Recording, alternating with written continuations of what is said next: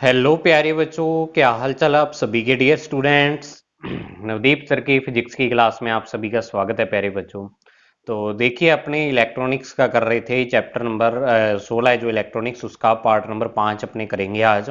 4 part इसके complete कर लिए हैं और आज का पार्ट है, इसमें अपने जो डिस्कस करेंगे PN junction diode and its voltage current characteristics. ठीक है, पढ़ेंगे कि करेक्टरिस्टिक होते क्या हैं, वोल्टेज करंट, फिर डायोड रेजिस्टेंस, और फिर इसके बाद आता है reverse breakdown, avalanche and zener breakdown. ठीक है, अभी ये क्या चीजें होती हैं, सारी नए नए नाम लग रहे हैं अपने को, तो इन सभी चीजों के बारे में अपने डिटेल से डिस्कस करेंगे। तो चलिए बच्चों स्टार्ट करते हैं आज की वीडियो एक नई एनर्जी के साथ। तो देखिए बच्चों, सबसे पहला टॉपिक है PN junction diode and its voltage current characteristics. तो देखो क्या होता है पीएन जंक्शन डायोड। वैसे मैंने आपको कल बताया था कि जब अपने पीएन जो जंक्शन बनता है उसके दो टर्मिनल लगा देते हैं तो उसको अपने डायोड बोल देते हैं। ठीक है, to connect a pn junction in a circuit, metallic electrodes are fixed on the point p and at the p and n ends of the device, यानी कि p और n ends पर अपने क्या कर देते हैं, दो इलेक्ट्रोड लगा देते हैं। ठीक है ना, तो this device is called PN junction diode. तो ये जो डिवाइस बन जाती है इसको अपने बोल देते हैं पीएन जंक्शन डायोड। ठीक है, नेक्स्ट है diode word is formed by di electrodes. Diode जो वर्ड है वो किससे बना है, डाई इलेक्ट्रोड्स। डाई का मतलब दो, टू, और इलेक्ट्रोड्स यानी कि जो मेटल के इलेक्ट्रोड होते हैं वही, यानी कि दो इलेक्ट्रोड। तो इसमें क्या होते हैं, दो इलेक्ट्रोड होते हैं, इस कारण इसको टू टर्मिनल डिवाइस भी बोल देते हैं। ठीक है, इसके दो टर्मिनल होते हैं, which mean two electrodes. PN junction diode is also called semiconductor diode. इसको सेमीकंडक्टर डायोड भी बोल देते हैं क्योंकि सेमीकंडक्टर मटेरियल से ये वाला चीज फॉर्म की हुई होती है, इसको अपने बनाते हैं सेमीकंडक्टर मटेरियल से। अब ये है इसका सिंबल, यानी कि जो कोई भी अपने डिवाइस लेते हैं जब इलेक्ट्रॉनिक्स में, तो उसका सिंबल जो है तो वो ये है कि जो ये ट्राइंगल है, ट्राइंगल का जो बेस है ये बेस ही है, तो बेस वाला साइड पी होता है और जो ये कॉर्नर वाली साइड है वो क्या होता है, एन पार्ट, एन यानी इसका होता है। तो ये इसका सिंबल है, इस सिंबल के थ्रू अपने इसको क्या करते हैं बच्चों, शो करते हैं। ठीक है, अब नेक्स्ट है the curves describing the variation in current through a diode with change in bias voltage are called VI characteristic of diode. अब जो करेक्टरिस्टिक वर्ड है अपने, उसका मतलब यहां से है ग्राफ। करेक्टरिस्टिक का मतलब यहाँ पे क्या है, ग्राफ। वैसे तो करेक्टरिस्टिक का मतलब होता है उसकी प्रॉपर्टीज, तो जो उसकी प्रॉपर्टीज है डायोड की उसको अपने शो करते हैं, वो शो किससे करते हैं, ग्राफ से। तो यहां पर अपने वी आई मतलब वोल्टेज और करंट के बिटवीन अपने यहां पर ग्राफ बनाते हैं। ठीक है, कि जो अप्लाइड वोल्टेज या बाइसिंग वोल्टेज जिसको अपने कहा है, बायस वोल्टेज, यानी जो वोल्टेज आप डायोड पर लगा रहे हो, अप्लाई कर रहे हो उसका, और जो करंट डायोड के अंदर फ्लो हो रहा है, उन दोनों के बिटवीन ये वाला ग्राफ है। और दूसरी चीज की जो यहाँ पे करंट है ना आई, ये जो करंट है, ये मैंने कल आपको दो करंट बताए थे, एक तो डिफ्यूजन करंट था और एक ड्रिफ्ट करंट था। दोनों का सम होता है ये वाला जो करंट होता है। ठीक है, तो आई मतलब टोटल जितना करंट जो आपके डायोड में फ्लो हो रहा है। तो अब नेक्स्ट है जो देर आर टू टाइप्स, जो करेक्टरिस्टिक है दो टाइप के होते हैं, एक फॉरवर्ड बायस करेक्टरिस्टिक और एक रिवर्स बायस करेक्टरिस्टिक। अब फॉरवर्ड और रिवर्स बायस में डायोड काम कैसे करता है, उसकी वर्किंग क्या है, वो तो कल अपने पढ़ ली थी। अब लैब में अपने इसकी जो लैब में जो अपना प्रैक्टिकल है, एक हिसाब से ये वही है कि अपने को लैब में सर्किट ये जोड़ के और इसका ग्राफ बनाना है कि इसमें वोल्टेज और करंट किस टाइप से चेंज होते हैं। तो सबसे पहले फॉरवर्ड बायस करेक्टरिस्टिक अपने बनाते हैं। तो फॉरवर्ड बायस में देखो बच्चों क्या करते हैं अपने, कि for obtaining the VI characteristic of A forward biased PN junction diode, PN junction diode, the experimental circuit arrangement is shown in figure. ये एक्सपेरिमेंटल जो सर्किट है वो अपने यहाँ पर शो किया हुआ है। अब इसको समझो, सर्किट में क्या कुछ चीजें लगानी है अपने को। सबसे पहले एक पीएन जंक्शन डायोड लगाना है, एक अपने बैटरी लगाते हैं इसमें, जो बैटरी अपने एक्सटर्नल जो जिससे अपने क्या है वी की वैल्यू जो इससे होती है अपने पास, वी की वैल्यू सेट करते हैं। एक वोल्ट मीटर लगा देते हैं और एक एमीटर। और वोल्ट मीटर और एमीटर किस टाइप से लगाते हैं अपने, कि ये वोल्ट मीटर है जो अपना वो तो पैरेलल कॉम्बिनेशन में रहे और ये सीरीज में रहे। ठीक है, तो अब यहां पर एक चीज नई है, वो है पोटेंशियल डिवाइडर। अब ये पोटेंशियल डिवाइडर क्या होता है वो समझो। पोटेंशियल डिवाइडर का काम क्या होता है यहाँ पर, कि देखो जो बैटरी है, अगर मान लो आपको वोल्टेज चेंज करनी है, मान लो एक बैटरी है उसकी फिक्स वोल्टेज है 4 वोल्ट। अब इसकी वोल्टेज चेंज करनी है, आपको कह दिया अभी 10 वोल्ट पे रीडिंग लो आप, तो आप 10 वोल्ट इस बैटरी से तो नहीं ले सकते क्योंकि ये मैक्सिमम 4 वोल्ट ही देती है। तो अब आपको बैटरी हटा के और यहाँ पर 10 वोल्ट की बैटरी लगानी पड़ेगी। तो ऐसे आप जितनी रीडिंग लोगे बैटरियां बदलते रहोगे क्या? तो ऐसे नहीं होता, बैटरी अपने इसमें चेंज नहीं करते, बैटरी एक फिक्स रहती है। आप मान लो इसकी 20 वोल्ट वोल्टेज है, ठीक है, तो ये पोटेंशियल डिवाइडर अपने यहां पर लगा देते हैं। ये एक हिसाब से रियोस्टेट ही होता है एक तरह का। तो पोटेंशियल डिवाइडर से क्या होता है, जितनी वोल्टेज अपने को चाहिए होती है बस उतनी अपने सेट कर लेते हैं। कि मान लो आपका जो यहाँ पर पोटेंशियल डिवाइडर है, इसकी हेल्प से आप 4 वोल्ट यहाँ पर लेना चाहते हो पोटेंशियल, तो यहाँ 20 में से आगे 4 ही आएगा। ये पोटेंशियल जो डिवाइडर है ये कितना भेजेगा, 4 वोल्ट भेजेगा अपने आप में से, ठीक है। तो ये 4 वोल्ट भेजेगा, तो यहाँ पर 4 वोल्ट के लिए रीडिंग आ जाएगी। फिर अपने थोड़ा सा इसको खिसका देते हैं, ये 5 वोल्ट आ जाएगी। अब एक चीज यहाँ पर ये देखो कि अगर आपने ये प्रैक्टिकल लैब में किया हो तो वहां पर ये कैसे अरेंजमेंट होता है, ठीक है। वहां पर आपको ये वाला जो सारा सर्किट है ये बना बनाया मिलेगा, मतलब आपको एक डब्बा मिलेगा, ठीक है। उस डब्बे पर ये होंगे वोल्ट मीटर, एमीटर, सब कुछ बना हुआ होगा ऐसी तरह का सर्किट। उस डब्बे में क्या होंगे, टर्मिनल बने होंगे, उसमें आपको वायर लगानी होंगी, ठीक है। छेद होते हैं उसमें, होल होते हैं, उसमें आपको पिन वाली वायर लगानी होती है। तो पिन वाली वायर से कनेक्ट करना होता है। तो अपने क्या करते हैं कि जो ये देखो डायोड का ये वाला पी है, इस सब स्टार्टिंग यहीं से करते हैं अपने कि पी डायोड का पी अपने क्या करते हैं, पोटेंशियल डिवाइडर से होता हुआ पॉजिटिव से कनेक्ट करते हैं। ये पोटेंशियल डिवाइडर तो अंदर से लगा ही होता है, इसको अलग से लगाने की जरूरत नहीं पड़ती, अपने पास लगा ही होता है। तो आपको एक वायर पी से निकालनी है और उसको बैटरी के पॉजिटिव से, एन पार्ट को, एन से एक वायर निकालनी है उसको मिली एमीटर के पॉजिटिव से, और मिली एमीटर के नेगेटिव से वायर निकाल के और उसको डायरेक्ट आपने यहाँ पर इसके नेगेटिव पर जोड़ देना है, ठीक है। अब आपको लगाना है ये वोल्ट मीटर। तो वोल्ट मीटर की एक वायर वोल्ट मीटर का पॉजिटिव बैटरी के पॉजिटिव से, और वोल्ट मीटर का नेगेटिव बैटरी के नेगेटिव से, ठीक है। ये अपना सर्किट बन जाएगा। अब देखो इसमें होगा क्या, ध्यान क्या रखना है, जब आप फॉरवर्ड बायस कर रहे हो तो ये पी पार्ट आपका पॉजिटिव से कनेक्ट होना चाहिए, लेकिन आप देखो कि पी पार्ट आपका यहां पर पोटेंशियल डिवाइडर से कनेक्ट है। तो ये पोटेंशियल डिवाइडर आगे किससे, पॉजिटिव से कनेक्ट है। और यहां पर देखो नीचे यहां पर नेगेटिव है, तो बैटरी का नेगेटिव, वोल्ट मीटर का नेगेटिव, और इधर से एमीटर का नेगेटिव, सारे नेगेटिव एक जगह पे होने चाहिए। बाकी कोई बात नहीं, इसका पॉजिटिव इस एंड से जोड़ दो कोई बात नहीं, लेकिन सारे नेगेटिव एक जगह पर होने चाहिए, तभी आपकी रीडिंग आएगी। अब बात आती है पोटेंशियल डिवाइडर की। तो अब यहां पर जो पोटेंशियल डिवाइडर होता है आप देखना, जो आपके पास सर्किट होगा, डब्बा बना हुआ होता है, उसमें एक ना घुमाने वाला बटन होता है ऐसे, तो वो बटन ही यहाँ पर पोटेंशियल डिवाइडर है। वो क्या कर देता है, वोल्टेज को चेंज कर देता है। आप देखना जैसे जैसे आप बटन को घुमाओगे वोल्ट मीटर की रीडिंग है वो चेंज होती जाएगी, ठीक है। दूसरी चीज यहाँ पर ये होती है कि जो ये मिली एमीटर होता है, तो जो आप जैसे मान लो एमीटर होता है तो उसमें आप देखते हो ए लिखा होता है, वोल्ट मीटर में वी, गैल्वेनोमीटर में जी लिखा होता है। तो यहाँ जो डायोड वाला डब्बा होगा उसमें जो लिखा होगा ना एमीटर वाले खाने में, एमीटर जो मीटर होता है ऐसे एमीटर, तो उसमें आपको लिखा होगा मिली एमीटर और बटा में म्यू एमीटर। मतलब कि जो आपका एमीटर है ये मिली एमीटर का काम भी करता है, म्यू एमीटर का मतलब ये 10⁻³ एम्पियर के करंट को भी माप सकता है, और ये 10⁻⁶ एम्पियर के करंट को भी मेजर कर सकता है। अब यहां पर इसके जस्ट नीचे जो ये एमीटर होगा, इसके जस्ट नीचे यहां पर एक बटन लगा होगा। वो बटन दोनों साइड हो सकता है, इधर भी हो सकता है इधर भी।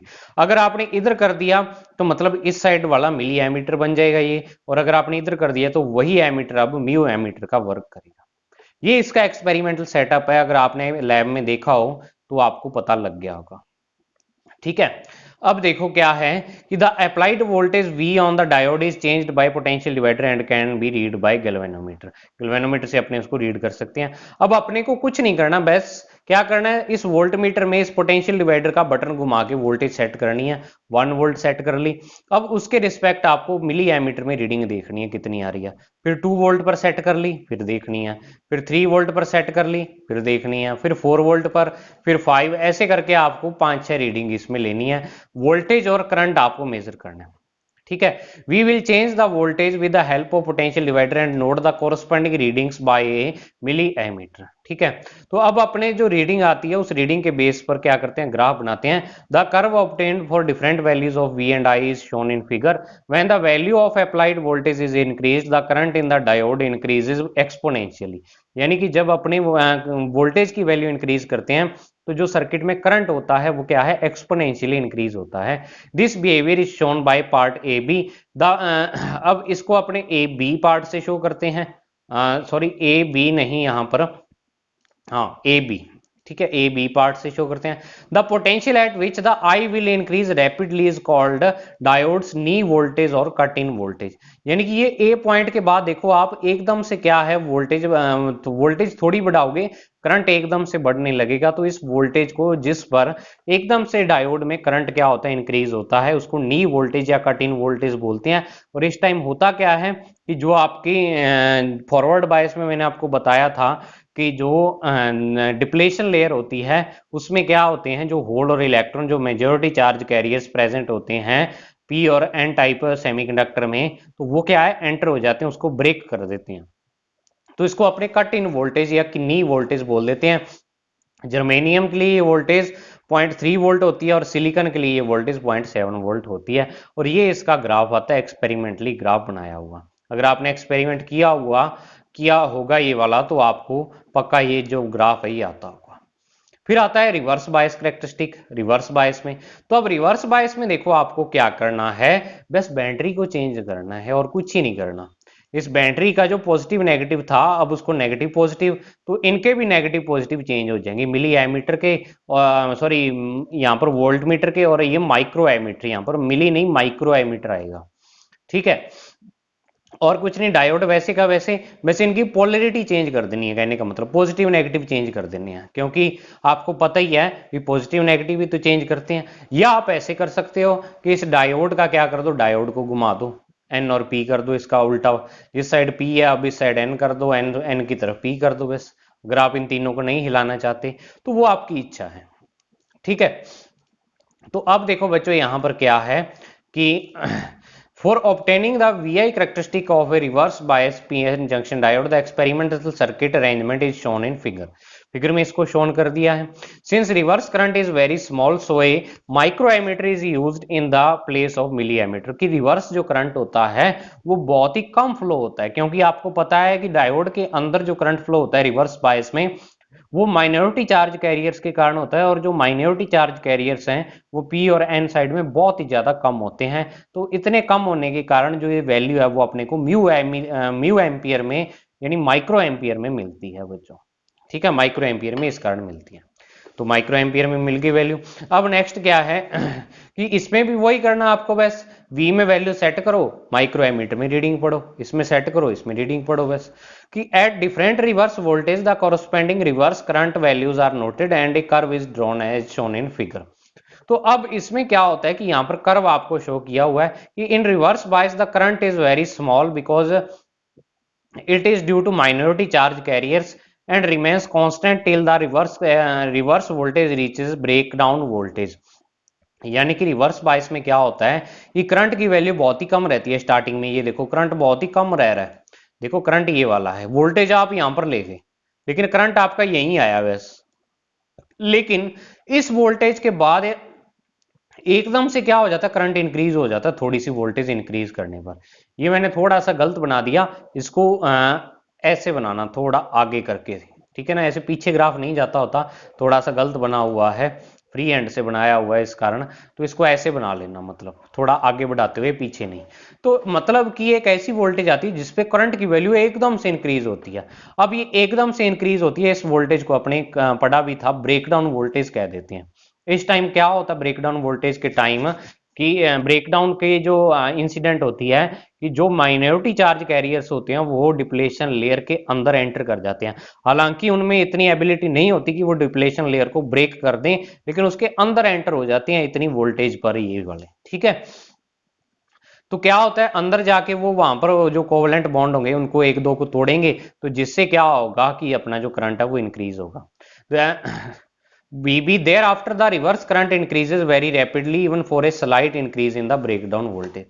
The characteristic curve of the diode also shows that device does not follow Ohm's law and hence is a non-linear device। यानी कि अपने को दोनों जो कर्व हैं, चाहे वो रिवर्स बायस का है चाहे फॉरवर्ड बायस का है, वो क्या है, शो करते हैं कि ये जो डिवाइस है डायोड, ये ओम्स लॉ को फॉलो नहीं करती। ओम्स लॉ मतलब जिसमें V और I दोनों एक दूसरे के क्या होते हैं, प्रोपोर्शनल, मतलब जो अपना ग्राफ होता है स्ट्रेट लाइन आता है। लेकिन यहाँ पर आप चाहे रिवर्स वाला देख लो चाहे फॉरवर्ड वाला, कोई भी ग्राफ स्ट्रेट लाइन नहीं आता। तो इसको अपने नॉन लीनियर डिवाइस या नॉन ओमिक डिवाइस भी बोल देते हैं, यानी ये ओम्स लॉ को फॉलो नहीं करती है। समझ आई बात? तो अब नेक्स्ट है relation between I and V for diode. तो अगर अपने को, वैसे तो आपने पढ़ा है जैसे रेजिस्टेंस में वी और आई के बिटवीन रिलेशन क्या होता है, V is equal to I R. ठीक है, तो वैसा ही रिलेशन डायोड के लिए वी और आई में क्या होता है, तो वो रिलेशन होता है ये वाला।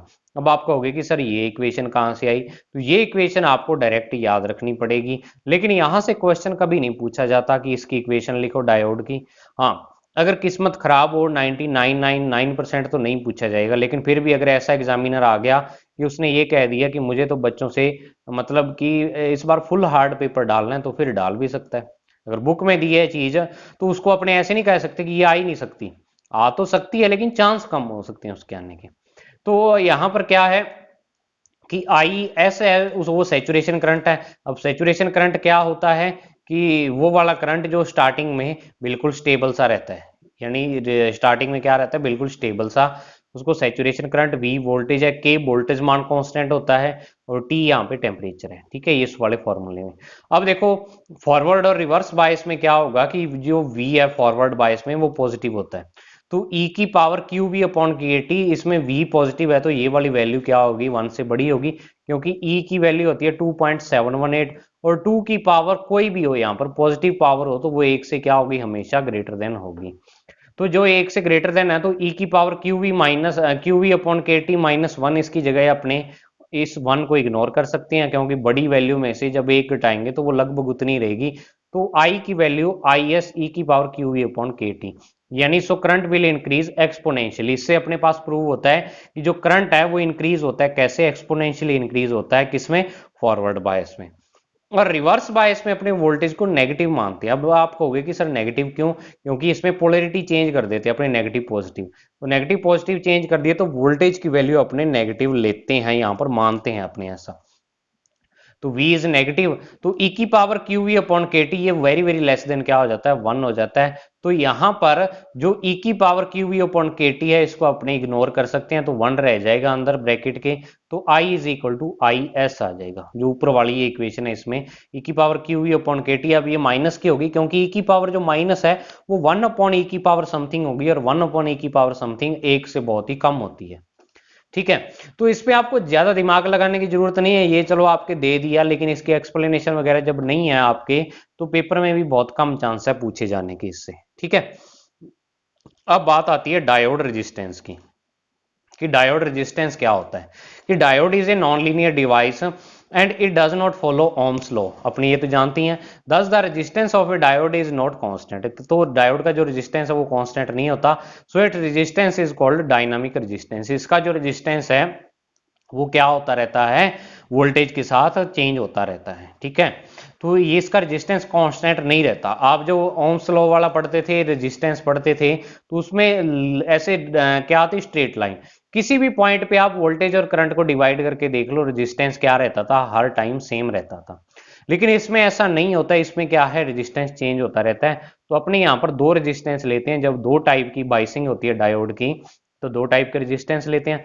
सबसे पहला रेजिस्टेंस है फॉरवर्ड डायनामिक रेजिस्टेंस, कि in forward bias the forward dynamic resistance is given by, ये होता है फॉरवर्ड बाय डायनामिक रेजिस्टेंस है जो जब डायोड आपका फॉरवर्ड बायस में होता है तब उसका रेजिस्टेंस। तो आर एफ से इसको शो करते हैं, तो small change in forward bias और कॉरस्पॉन्डिंग चेंज इन करंट, यानी डेल्टा वी अपॉन डेल्टा आई।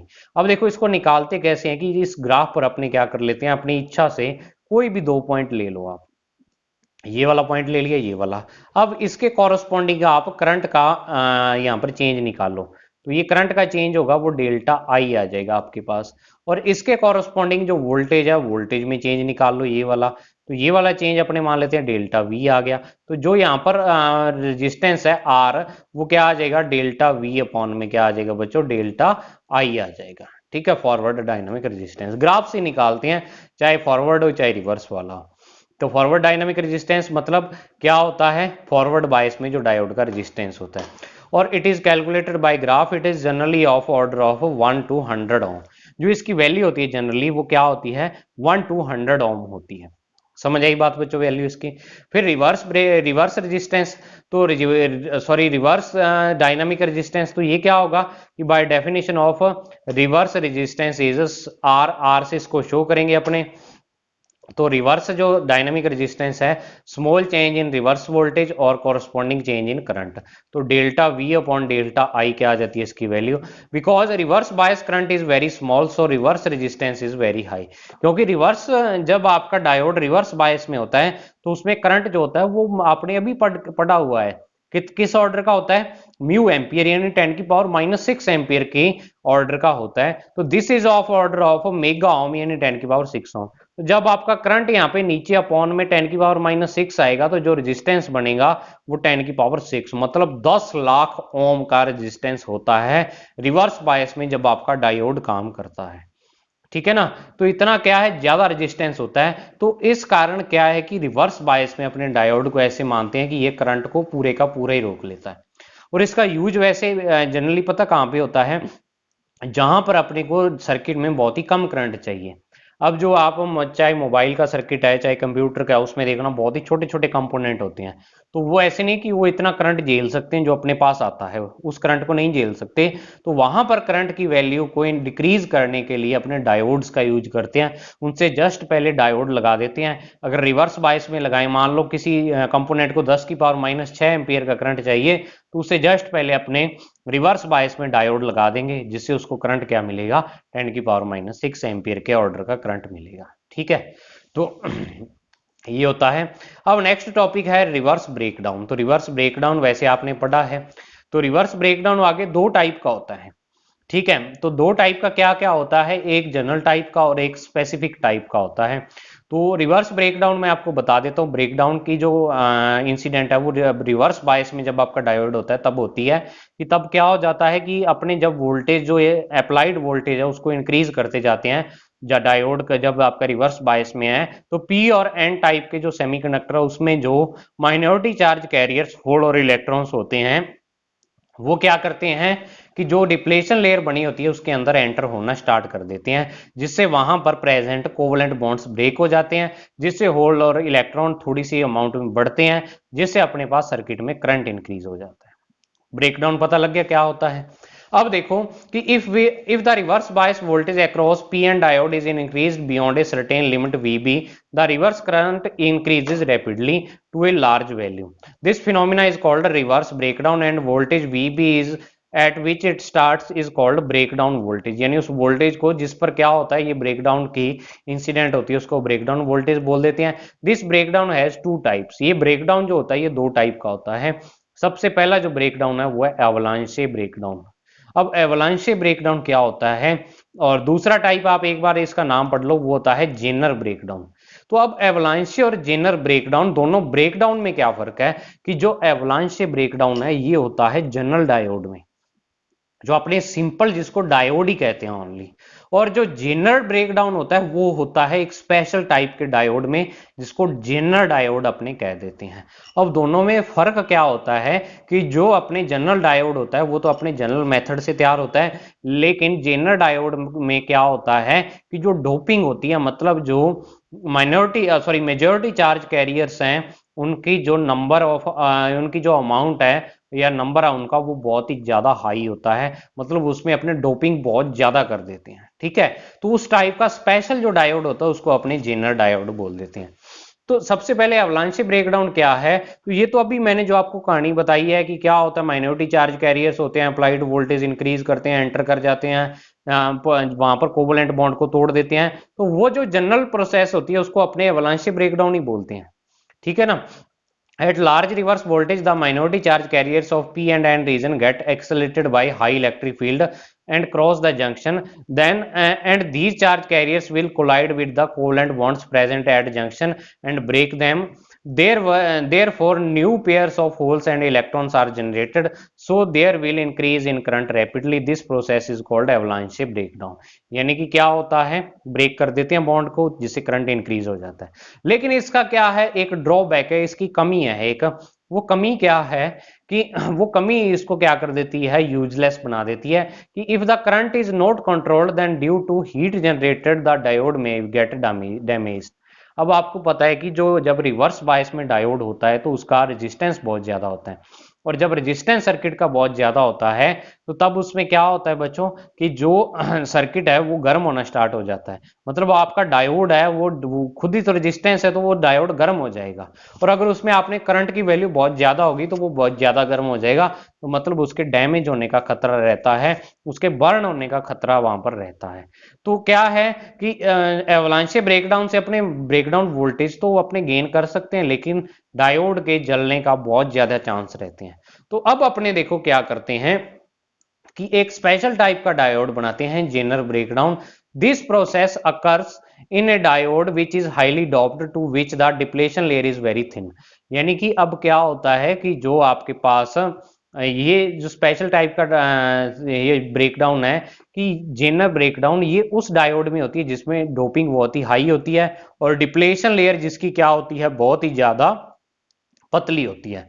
तो आप डिप्लेशन लेयर पतली होने से आपको एक चीज, एक फॉर्मूला मैंने कल पढ़ाया था, E B is equal to V B और अपॉन में डी, ये पढ़ाया था ना। इलेक्ट्रिक फील्ड क्या होता है, पोटेंशियल डिफरेंस, और डी यहाँ पर क्या है, जो इसकी विड्थ है। विड्थ क्या है इसकी, डी है। तो अब इसको यानी विड्थ क्या होती है, बहुत कम रखते हैं, तो मतलब इसका जो इलेक्ट्रिक फील्ड है डिप्लेशन लेयर का वो बहुत ज्यादा हाई होता है। ठीक है, in this situation for a small potential the electric field at the junction is very strong. जो जंक्शन का इलेक्ट्रिक फील्ड, कल अपने दो इलेक्ट्रिक फील्ड पढ़े थे, एक तो जो लगाते हैं और एक जंक्शन के अंदर जनरेट हो जाता है आयंस के कारण, ई बी जिसको बोला था। ठीक है, जंक्शन इलेक्ट्रिक फील्ड। तो वो जंक्शन इलेक्ट्रिक फील्ड की वैल्यू बहुत ज्यादा हाई हो जाती है इसमें। तो बहुत ज्यादा हाई होने के कारण क्या हो जाता है कि जो वहां पर कोवलेंट बॉन्ड है, वो देखो कोवलेंट बॉन्ड बने तो आयंस के कारण ही थे कि इलेक्ट्रॉन और होल एक्सचेंज हुए, आयन बने उसके कारण ही बने। तो इलेक्ट्रिक फील्ड भी उसी के कारण जनरेट होना हुआ उन आयंस के कारण। लेकिन वही इलेक्ट्रिक फील्ड क्या कर देता है कि जो बॉन्ड बनते हैं उनको ब्रेक कर देता है, क्योंकि इलेक्ट्रिक फील्ड से आपको पता है फोर्स लगता है चार्जेस पर, F is equal to Q E. ठीक है, तो अब अपने क्या करते हैं कि इस पर जो इलेक्ट्रिक फील्ड है ई बी जिसको अपने पढ़ा था वो बहुत ज्यादा स्ट्रांग हो जाता है। It exerts force on the electrons of the covalent bonds and close to the junction and these bonds break, so the value of current increases rapidly. This process is called Zener breakdown।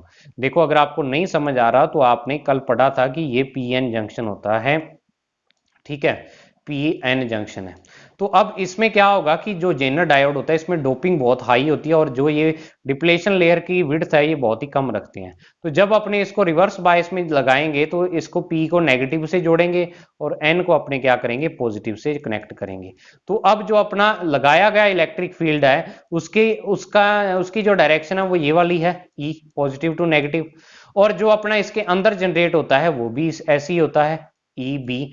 तो अब जो यहाँ पर क्या है, net electric field है वो बहुत ज्यादा इंक्रीज हो जाता है, जिससे इंक्रीज होने के कारण जो इलेक्ट्रिक फील्ड है ये इस बॉन्ड को तोड़ देते हैं। बाहर वाला इंक्रीज आपको इतना ज्यादा नहीं करना पड़ता, क्योंकि अंदर वाला ऑटोमेटिक से इसकी डायरेक्शन में है, तो अंदर वाला और बाहर वाला मिलकर यहाँ पर बाहर वाले को इतना ज्यादा इंक्रीज नहीं करना पड़ता जितना एवलांचे ब्रेकडाउन में करना पड़ता है, क्योंकि उसमें जो अंदर वाला इलेक्ट्रिक फील्ड है वो ऐसे होता है, सॉरी उसमें जो बाहर वाला है वो ऐसे होता है। ठीक है ना, और अंदर वाला इसी साइड होता है, तो दोनों अपोजिट डायरेक्शन में होते हैं। लेकिन यहां पर एक ही डायरेक्शन में होने के कारण इलेक्ट्रिक फील्ड अपने को यानी वोल्टेज ज्यादा नहीं लगानी पड़ती, और उस कम वोल्टेज पर ही अपने जो बॉन्ड है ब्रेक हो जाते हैं, मतलब कम वोल्टेज पर ये डायोड काम कर जाता है, जिससे इसके क्या होता है, बर्न होने का या डैमेज होने का खतरा बहुत ही कम रहता है। ठीक है, तो ये होता है जेनर ब्रेकडाउन। समझ आई बात बच्चों? तो ये अपनी आज की वीडियो थी, आपको मुझे उम्मीद है समझ आ गया होगा। 60% चैप्टर हो चुका है ये। अब इससे आगे जब अपने जो इसके रेक्टिफायर है वो कर लेंगे 70 हो जाएगा, ट्रांजिस्टर कर लेंगे 90 हो जाएगा, और लास्ट में डिजिटल इलेक्ट्रॉनिक्स कर लेंगे 100% ये वाला चैप्टर कंप्लीट हो जाएगा। तो आज की वीडियो में बच्चों इतना ही, मिलते हैं नेक्स्ट पार्ट में, तब तक के लिए thank you, have a nice day प्यारे बच्चों।